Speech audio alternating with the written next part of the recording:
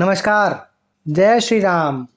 मैं हूं आपका मित्र और आज फिर आप लोगों के लिए लेकर आया हूं एक बहुत ही प्यारा चलचित्र यानी कि वीडियो। कई लोगों की दिनचर्या हनुमान चालीसा पढ़ने से शुरू होती है, पर क्या आप जानते हैं कि श्री हनुमान चालीसा में 40 चौपाइयाँ हैं। यह उस क्रम में लिखी हुई हैं जो एक आम आदमी की ज़िंदगी का क्रम होता है। मैं आज के वीडियो में 40 की 40 चौपाइयों का वर्णन तो नहीं कर सकता, पर जितनी ज़्यादा से ज़्यादा हो सकती हैं उन चौपाइयों का आज मैं इस वीडियो में वर्णन करूंगा। ऐसा माना जाता है कि तुलसीदास जी ने चालीसा की रचना मानस से पूर्व की थी। हनुमान जी को गुरु बनाकर उन्होंने राम को पाने की शुरुआत की।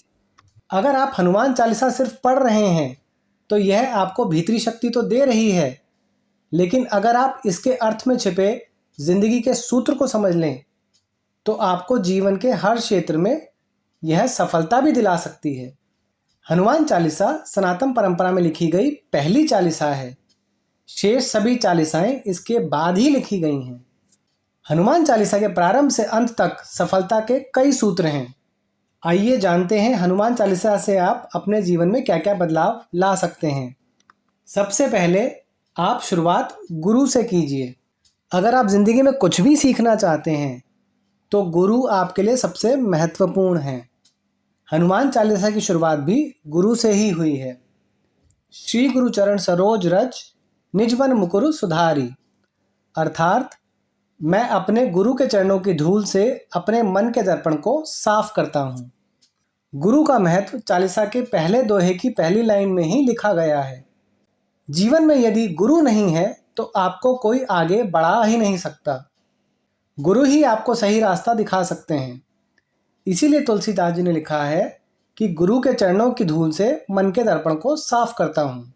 आज के दौर में गुरु हमारा मेंटोर भी हो सकता है, बॉस भी हो सकता है, और माता पिता को तो पहला गुरु माना ही गया है। समझने वाली बात यह है कि गुरु यानी अपनों से बड़ों का सम्मान करना बहुत ज़रूरी है।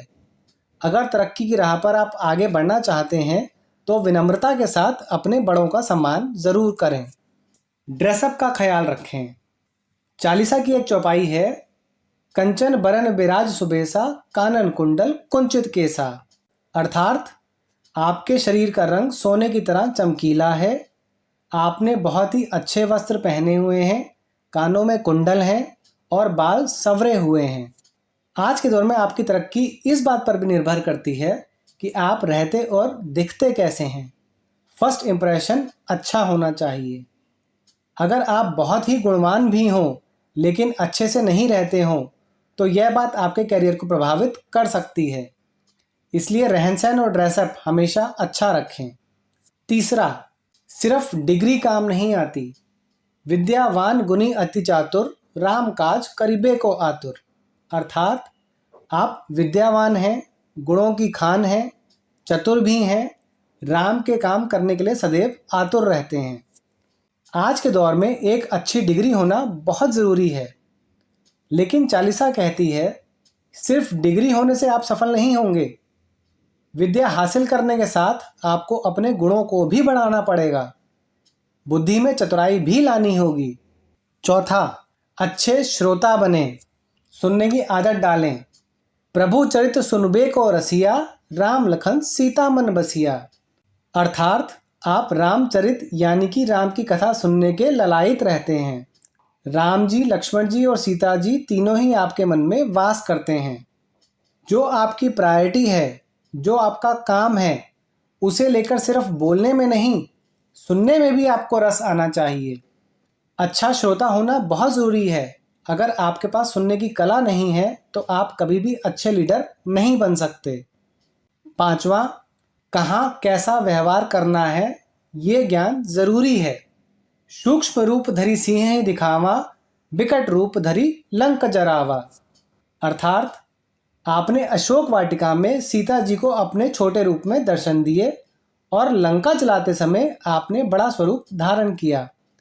कब कहाँ किस परिस्थिति में खुद का व्यवहार कैसे रखना है यह कला हनुमान जी से सीखी जा सकती है। सीता जी से जब अशोक वाटिका में मिले तो उनके सामने छोटे वानर के आकार में मिले, वहीं जब लंका जलाई तो पर्वताकार रूप धर लिया।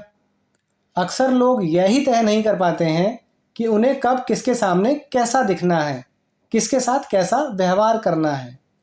छठा, अच्छे सलाहकार बने। तुमरो मंत्र विभीषण माना, लंकेश्वर भय सब जग जाना। अर्थात विभीषण ने आपकी सलाह मानी और वह लंका के राजा बने, यह बात सारी दुनिया जानती है। हनुमान जी सीता जी की खोज में लंका गए तो वहां विभीषण से मिले। विभीषण को राम भक्त के रूप में देखकर उन्होंने राम से मिलने की सलाह दे दी। विभीषण ने भी उनकी सलाह को माना और रावण के मरने के बाद वह राम द्वारा लंका के राजा बनाए गए। किसको कहाँ क्या सलाह देनी चाहिए, इसकी समझ बहुत आवश्यक है। सही समय पर सही इंसान को दी गई सलाह सिर्फ उसका ही फायदा नहीं करती, आपको भी कहीं ना कहीं फायदा पहुंचाती है। सातवां, आत्मविश्वास की कमी ना हो। प्रभु मुद्रिका मिली मुख माही, जल्दी लांग गए अचरज नाही। अर्थात आप राम जी की अंगूठी अपने मुख में रखकर आपने समुद्र को लांग लिया था, इसमें कोई अचरज नहीं है। अगर आप में खुद पर और अपने परमात्मा पर पूरा भरोसा है तो आप कोई भी मुश्किल से मुश्किल काम आसानी से पूरा कर सकते हैं। आज के युवाओं में एक कमी बहुत है कि उनका भरोसा बहुत जल्दी टूट जाता है। आत्मविश्वास की कमी भी बहुत ज़्यादा है।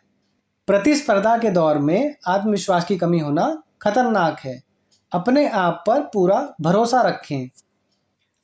आशा करता हूँ दोस्तों, जो मैंने ये 7 चौपाइयाँ आपको बताई हैं, इनका अर्थ आप लोगों को पसंद आया होगा और इनका जिस तरीके से मैंने वर्णन किया है वो आप लोगों को पसंद आया होगा।